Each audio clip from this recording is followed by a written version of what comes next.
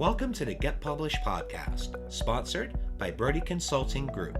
To get more information about our coaching, publishing, executive ghostwriting, and podcast production services, go to getpublishedpodcast.com.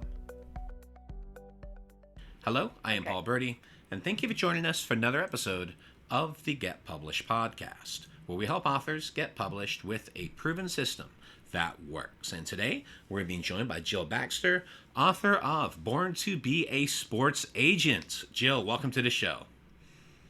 Thanks. How are you? Doing great, Jill, and we are thrilled to have you. Are you ready to get started? I am. Yes, I am. All right. Question number one.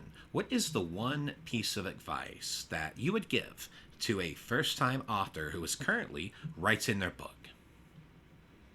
I would tell them to do an auditory version of the book. How I did it is I outlined the book with what I would call she's like a ghostwriter, so to speak. All right, and we outlined it, and then I went through each section of the outline, and I basically audio recorded on my GarageBand.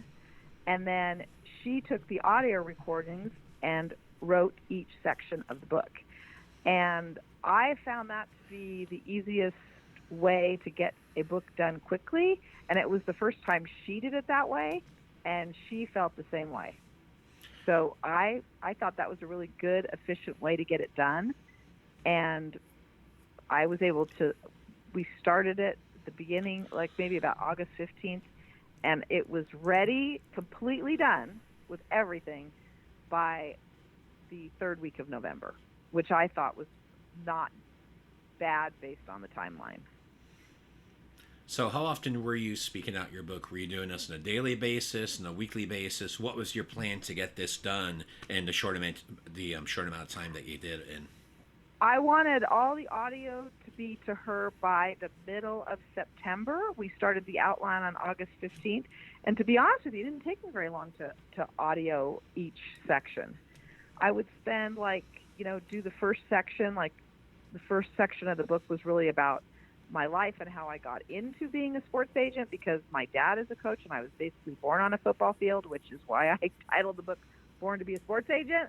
And the middle part is how I have a specific process for how to represent people. And if you want to be a sports agent, I describe this is a really good way to do it. I have a process. And the third part was really about client stories, because I've been doing it for 30 years. So I just took those three sections. I audioed one section. I'd probably do a section a week. And I had it all the audio recordings done by the end of September, by the middle of September. And we did the whole audio, and then she pulled it all together in a book. Excellent. So were you sending her the audio files and she was then transcribing and cleaning them up? What was the process with that? Yeah, she then transcribed them, and then she rewrote them to make them sound better. Perfect. Yeah, I mean, she didn't rewrite them. I should say she transcribed them and then just, she made them just a little bit better, a little extra touch, right? yeah. She's a writer. Yeah. Excellent. Well, what do you feel is the hardest part about getting published?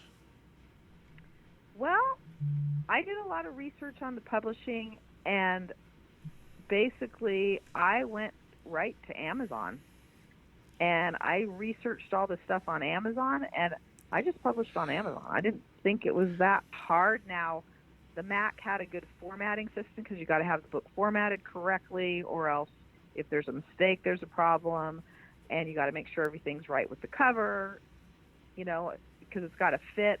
But I was able to self-publish on Amazon pretty easily. And the same thing with the Kindle book on Amazon. So essentially, you published everything on your Mac. I published everything on my Mac and then put it on Amazon. I mean, however you want to call it, but Amazon is what I use. And there's another, there's still another group I can go through too. I didn't find the publishing part, except for you have to research it and understand the tech part of it and understand the formatting part. But I'm pretty good at stuff like that. Well, let's talk about marketing. So please share a marketing strategy that you have used in your book launch that has worked well. Yeah, my marketing strategy, I knew from the beginning that I was going to be speaking at the American Football Coaches Association in January of 2020. So I knew that was when I was going to be speaking. And so I wanted to have the book done before that, obviously, because I wanted to have my book for the speaking engagement that I have. And so I basically wanted it done by January 1st. But then I saw, oh my gosh, I almost have this done. I can get it done by November. So I wanted to get it done before Christmas, okay, honestly. So, and that's also a time, December is a time where a lot of players and coaches hire agents. So I really kind of, for purposes of what I was using the book for, which was for, you know, getting clients and also speaking engagements, that's really, and then I basically at the coaches convention had a booth and a speaking engagement, and I sold the book there, gave the book out to certain people, and I had a dinner where everybody who was a client of mine was there, and I gave them my book. And there also was another thing where I donated my book to all the wives of NFL players that were at an event at the Super Bowl. So a lot of the stuff I did had to do with the football schedule, which not everybody would have that. I have a podcast, so I do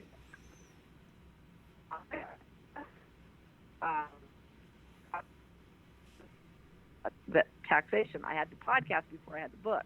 Now I'm thinking, oh, maybe I should have had the podcast name be Born to be a Sports Agent. But, you know, so I have a podcast, I have social media, I have speaking engagements, and then I give it to clients, and I sell it on Amazon. So there you go. Perfect. Well, speaking of books, I'd like to know what is your favorite book, and what was the number one thing that you learned from it? I like Katharine Graham's book, her memoir, called Personal History.